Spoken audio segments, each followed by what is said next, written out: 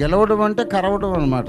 అవతల వాడి నోట్లో వాదం లేకుండా చేశాను నేను, అది గెలవడం. ఈ 39 విశేషణాలు బిరుదులు మీరు అనుకున్న 33 కోట్ల మందికి ఎవరికైనా ఉంటే చెప్పండి సార్, అతన్ని నేను నమ్ముకుంటానన్నాను. వాళ్ళు నోరారా చెప్పించాను. ఇంకెవ్వరికి మా దగ్గర ఉన్న దేవతలకి 39 లక్షణాలు లేవండి, అలా చూపించలేమని వాళ్ళు అన్నారు. అది చాలు, అదే నా గెలుపు.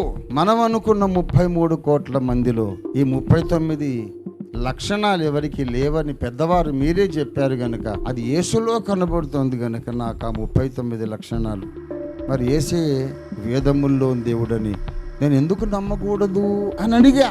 అంటే ఏ మతానికి ఆ మతం ఉండాలి కానీ అట్లా కలపకూడదు అన్నారు చిన్నజీరి స్వామి గారు. అలాగైతే మీరు స్వామి వివేకానందుల వారికి విరోధంగా మాట్లాడుతున్నారండి, నేను మీతో విభేదిస్తున్నాను అన్నాను. ఎందుకంటే ఓంకారమే క్రీస్తు ఆయను అని వివేకానందులు వారు చెప్పారు.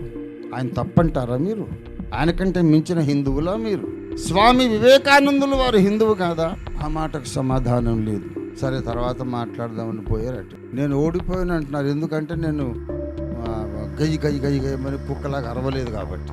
ఈనాటికి ఆ డిబేట్ లక్షల మంది చూశారు. అందులో 1,00,000 మంది రక్షింపబడిన, 1,000 మంది రక్షింపబడిన పరలోక రాజ్యంలో నాకు ఉన్నత బహుమానం ఉంటుంది. సువార్త చెబితే ఎలా ఉండాలండి?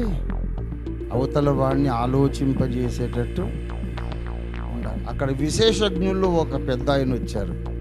స్టూడియోలో నా దగ్గరకు వచ్చి చెప్పారు, రంజిత్ గారు నేను వెళ్ళిపోతున్నాను, మీకు ఒక విషయం చెప్పాలి. మీ గ్రంథమంతా నేను చదివాను. నిస్సందేహంగా మీరు చెప్పినట్లు ఈ వేదంలోని విరాట్ పురుషునికి యేసుక్రీస్తుకు చాలా దగ్గరి పోలికలు ఉన్నాయి.